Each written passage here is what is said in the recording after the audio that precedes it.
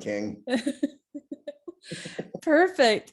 Well, I'm sorry I had to Busted. reboot my computer because my camera wasn't working. So I appreciate you taking the time to talk to me today, sir. Not at all. I'm thrilled to talk about Blazing World, and nice to meet you. Nice to meet you. And before I Are start you with are you Blazing- broadcasting the video of this? Oh, I'm recording it. You're not But I mean, live. do you put it out where people will see me Oh, yeah. talking, or just hear me talking? Oh, I will have people see you talking and see that glorious hair you've got. I love that Well, hair. that's what I mean. Anyway, yeah. it's a little mullety right now, but there too. Party in the back, business in the front. It's all good. Party in the back, yes. Well, I got to tell you, before I start with Blazing World, I loved you in LA to Vegas, Captain Steve versus Captain Dave. I love that show, and you were hilarious when you showed up. I was laughing. It was Thank you. Everyone loved that show, but very few people bring it up to me. So I really appreciate it for me, and obviously for myself and for Dylan. Oh yeah. It was a crowning moment to a very long sort of parallel career. I don't know what it's been. We've certainly been boosters of each other all along, for sure. Well, it was so great, and I actually got to meet Dylan at a convention a couple of years ago, and I brought it up to him. I said, "You were just the whole show was so fantastic," and well, that it was moment so multi-layered. It kind of meta, obviously. In fact, where the two actors with similar names meet and antagonize one another in the storyline, but even more so, it was written into it was like dueling mustaches. And then, you can really peel back that onion there with me, myself, and Dylan. Now there's three of us, but. Well, I got to tell you, I loved it. And this movie was so beautiful and so fantastic. So first question is going to be pretty basic, though. What attracted you to this film? Well, there's nothing to say against it, for one thing. In no order of preference, it was the first movie out of the gate during the lockdown, which for me was really important, separate and apart from it being the Blazing World, in all honesty. But so when this script came, though, and I talked to Carlson, I just knew that something very unusual was about to take place, and I needed to be a part of it. So for me there too, it was really multi-layered, and felt in a lot of ways, even in my acting, to kind of erupt into that character out of a shared moment that we all had, and to be part of what do you call it, dumb way of putting it, but emerging voice, a new filmmaker's vision. Man, what a thrill to be involved with this movie. Well, and what I liked about it is it's not quite horror and not quite fantasy either. How was it described to you? Because it's sort of a multi-genre mashup of a film. Yeah, I love movies like that. The companies in the entertainment world aren't always dialed into movies that break convention, right? And then some of the great ones, of course, are the ones that shatter convention. So I'm just suggesting that this movie is important in a lot of ways, and certainly meaningful to all of us that were in it. And I think it will be part of a moment that gets marked by creative people like this right now. So, and one thing that I really liked was how you portrayed Tom. He wasn't actually a villain. You managed to make him sympathetic. And it's sort of like he was, there's a couple of things here, and it's more, what I took from it was people trapped in their grief, but also he's trapped in a kind of, the term toxic masculinity keeps getting thrown around a lot, but he's trapped within this ideal as well that he's supposed to be. And was that a take that you took from it? Very much so, and just a man of just frozen in his tracks. Whatever led up to it, much of what we know, we learn in flashback in the characters. Well, she just comes and goes from whatever reality we know. So by that, you see my character in several different ways. For me, I find it so touching and fascinating that this sort of this sort of fractured monologue about manhood that he has in the film was written by a woman, and a woman of Carlson's age and thought process, and to nail it in to a frustrated, aging person who didn't accomplish anything, and then has to ride out violence in his, or is a part of the violence in his own home. So it's an amazing depiction of trauma recovery, but someone had to come in and play the trauma, the parts that depict that trauma. So it's it's really, it can be very hard.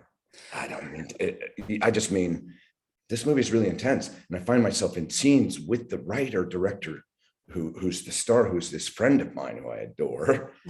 And some of the scenes are really rough. So it's a strange thing to be playing parts like this anyway. Well, and the one thing I took from the film too was you said you filmed it during the pandemic, and it was it was beautifully shot, but it also felt like a very personal, very almost like a play, because there was such a limited cast, and the set pieces were basically, there's this room, there's this room, there's this room.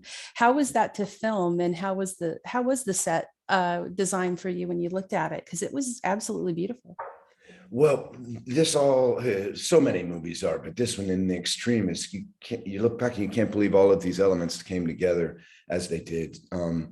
This would have been an innovative film anyway, but of course it had to be done during a lockdown. So all of our protocols were really strict and safe and incredible when you look back at being so early onto the set.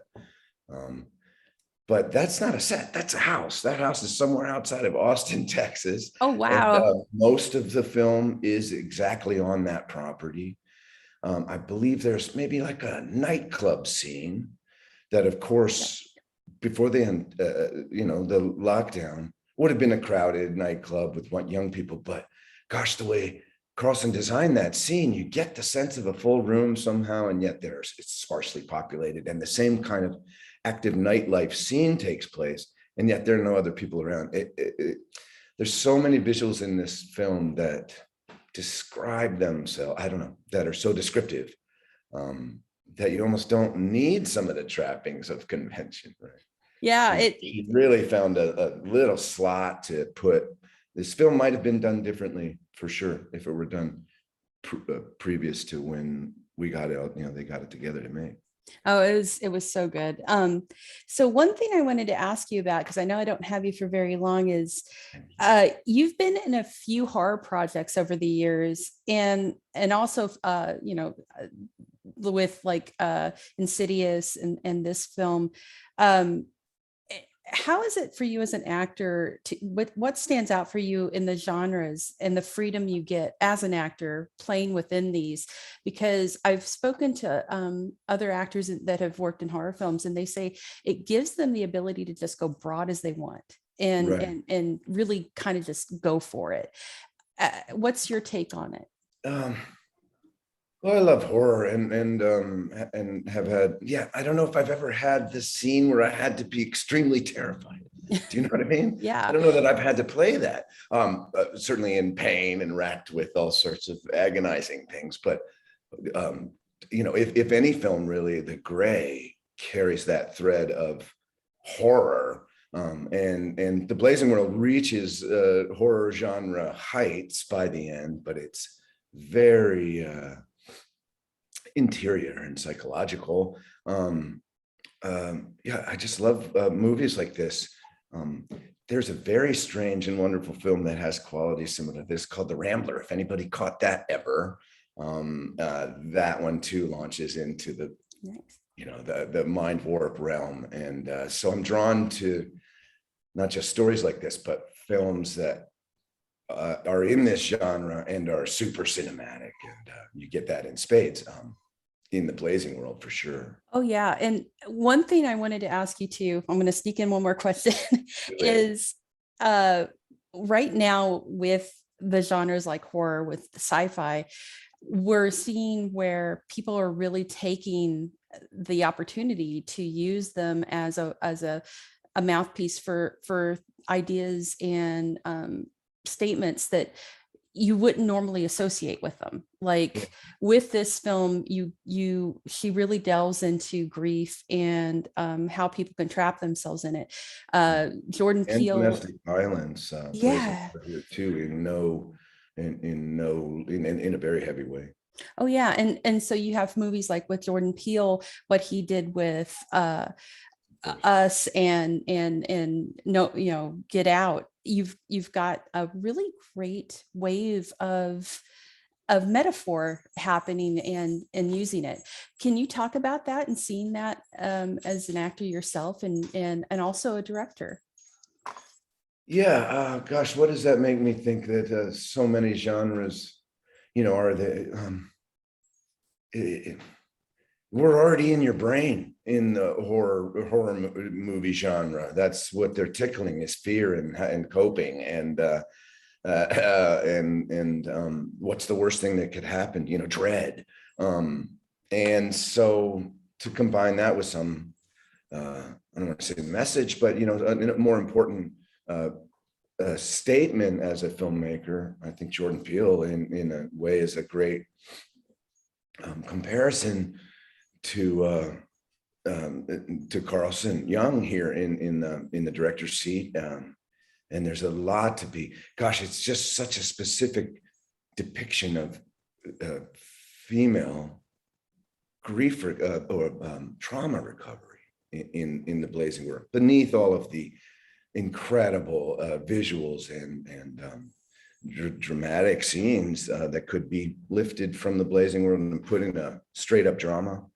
So it really has so much to offer, this film. I'm really proud of the moment that came together to make it with Carlson and everyone that worked on the film. That includes Vanessa Shaw, who's amazing, and Udo Kier, who plays this otherworldly role in this that will give you a zing. I got to talk to Udo about the movie, and he is just amazing. And it was such a thrill. And he's got so many great stories of things that he's done. And again, just a fantastic movie, sir. You were great in it. You made me cry. Because you were able to convey the broken heart of that guy so well. So I was directed to do that. So thank you. That's a compliment to me and my partner Carlson on this project. Thank you. You did a fantastic job. But thank you so much for taking the time. And I can't wait for people to see more of this film. Oh, right. And thank you so much for supporting films like this and the Blazing World. Appreciate it. Thank you, sir. You have a great day. Bye-bye. Thanks. Bye.